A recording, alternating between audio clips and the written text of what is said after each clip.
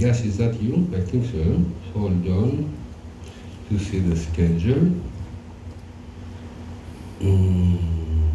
Yeah, that's true. Our second speaker is Yash Padilla. Yash, can you come up and find your presentation? And the other microphone. Tell everyone a few things about Yash. So Yash, he's leading the board of directors for the Gujarat Farm Producer Cooperative in India. He's representing the farming fraternities at the National International Forum, but he's also working as the CEO for the NABARD Rural Business Incubation Center in Gujarat, where he supports agri and rural startups. And for this particular work in the Rural Business Incubation Center, he recently got an award from the Cornell University, actually just 2 months ago in September. But most importantly, and congratulations for this, he's an organic farmer himself. Thank you so much. Welcome, yes. Thank you so much. A very good afternoon to one and all. I feel privileged and proud to stand here in this format where the world is here.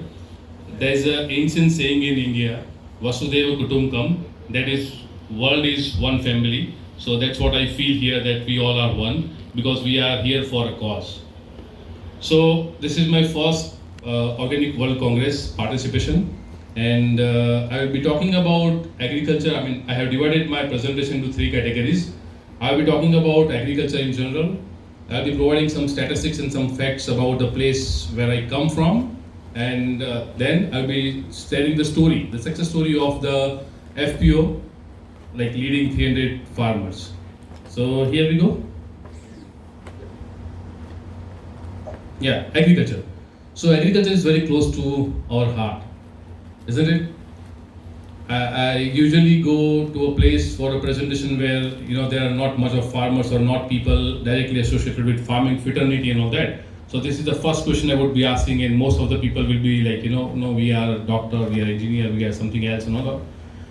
But we just need to go a couple of generations back, and we all were farmers, right? So that is something we are very much proud of. And this is one of the ancient kind of business or job or whatever you say, it was there. And I mean, we can say in other words that we have been civilized just because of agriculture. Our ancestors were known as hunter-gatherers, and just because of agriculture, we have a stable life and we can settle somewhere and do the farming, all that. So yes, I will be sharing certain facts about the place where I come from, that is India. So we are blessed to have 10th largest arable land in the world. Out of that different type of 20 climatic conditions, we are blessed to have 15 different climatic conditions. That is the reason that we can produce apple in north, we can have spices in south, whatnot. Many of the other horticulture crops, vegetables we can produce. Again, if we talk about spices, we are the leader in exporting the spices to the world. Okay, if we talk about population, yes, we have crossed China, but just feeding the entire population with 12 crore farmers, isn't it amazing? Just a bunch of farmers providing food for the entire country. So a few of the commodities which we are leading in the world, if we talk about mango, if we talk about milk, if we talk about various policies and all that, yes, we are leading. Few of the commodities which we stand second, this is something which we are very proud of. Okay, the place where I come from, Gujarat. So Gujarat accounts for around 5% of national population, and we have a good number of foreign direct investment. Why I am showing these figures and facts is just showing that the prosperity of the state where it comes from.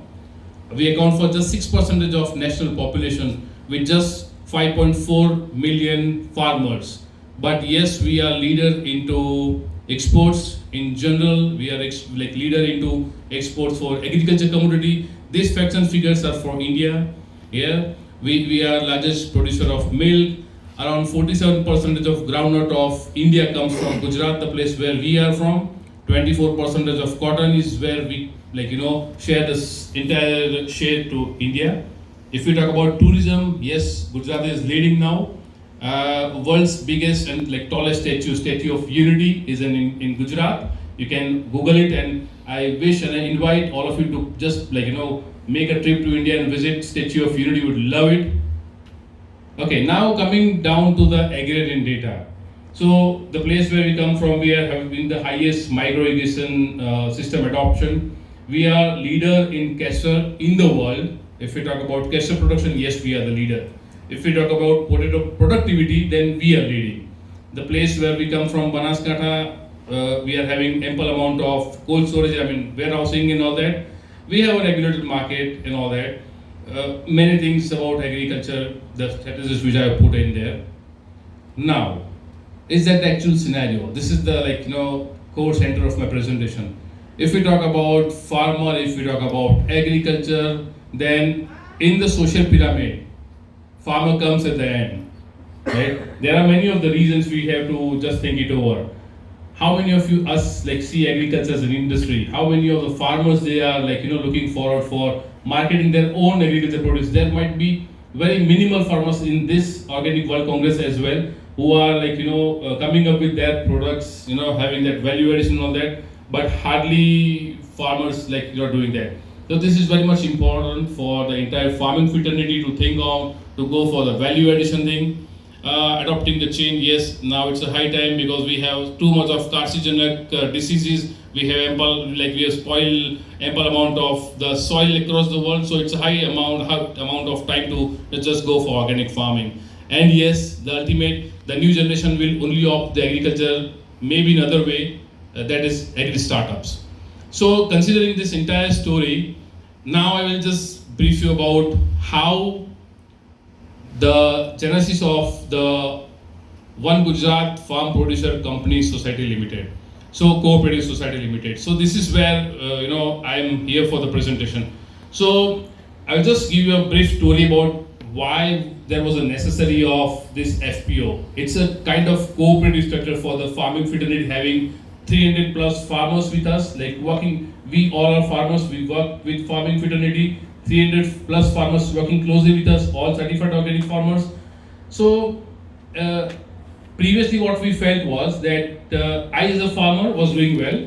There is my friend who is an engineer by profession, he was doing well in farming, in his own farming. There is another friend who was into farming with his own things. So individually we were doing good, but if you talk about collective, that's what is need now. So collectively, farmers were not that much happy in terms of that socio-economic status or if you talk about their upliftment and monetary rewards, they were not up to the mark. So what we felt that there is a high need to go for a cooperative structure forming an FPO where we can get a kind of recognition for the farming fraternity, and then we just form an informal group, but yet that was not that successful. So gradually, by that time, Indian government has come up with 10,000 FPO scheme, wherein we took the opportunity, we registered as ourselves as a cooperative structure, and yes, now we are a full-fledged FPO working with 300 plus farmers. And as I tell, India is a very big country. Every 50 kilometers we have different language. That's the diversity, and that diversity brings the unity. As I said in my opening remarks, Vasudhaiva Kutumbakam, that is what we believe. World is one family. So that's where we united all the farmers under one umbrella, and having diverse product portfolio. Farmers are doing collective farming, and there are ample of the opportunity which we see, and I will share certain things in next slide also. And the best part is we have equal we are giving equal chances to the women in our FPO, and they are leading FPO in topmost positions. So talking about our FPO, yes, it consists of 70 to 80% of small and marginal farmers, and the rich legacy of Indian farming, passing the knowledge of generation to generation is I'll just give you an example. The youngest farmer in our group is 27 years old, and the eldest, the senior farmer in our group is 85 years old. Just imagine 85 years farmer can share the knowledge which he has gained to the next generation. So it's a kind of combination of knowledge sharing and of that ultra modern and that traditional thing. It's a kind of good combo. So that's something a good combination for traditional and modern technologies. So I would take this opportunity to thank IPD and Innofo for helping us to participate into BioFact early this year, and just because of them, we could come up with a fantastic presentation in terms of our product portfolio, right? In terms of packaging and all that, up to that international level, international standards. So these are the product portfolio which we are into. We are just not producing and selling, and we are just putting our efforts to get more of value addition. So now I'm having a short of time, so I'll just skip few slides. Okay. One of the most important, my favorite slide in entire presentation is this. There's one more slide as well.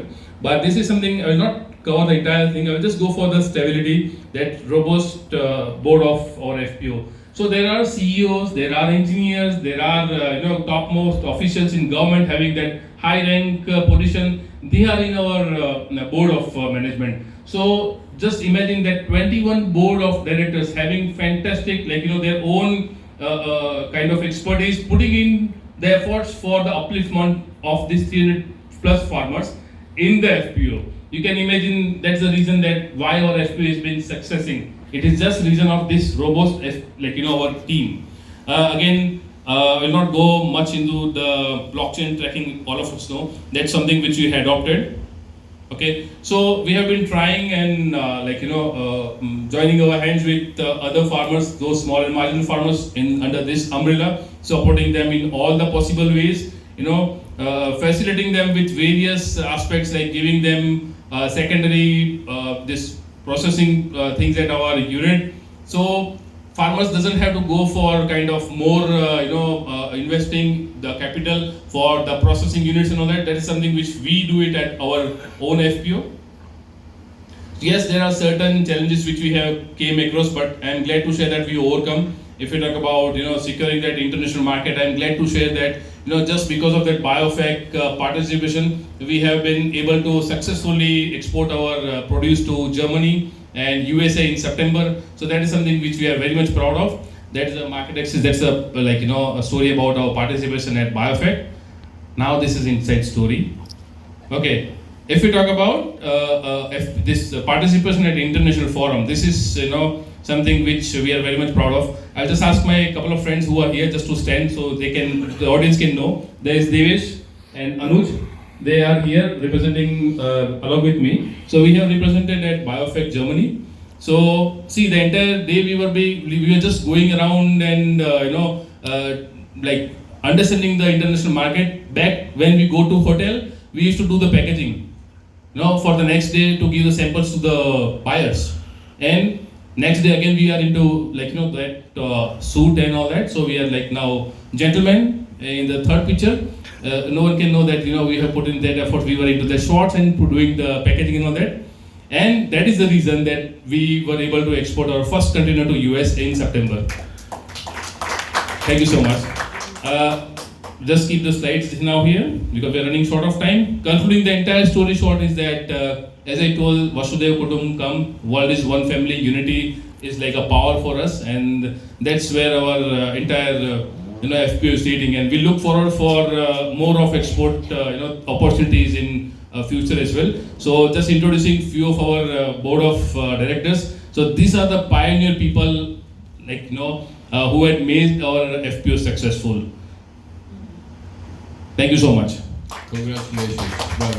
Yes, I love that story. I love how through Innova you got to BioFact, and at BioFact, the double life you had to lead. Any questions, really quick questions to Yash before we continue to an example from Togo? Okay, so we're going to have a discussion with Yash anyway afterwards. So thank you so much. We have one more speaker before we move to the discussion with all the speakers.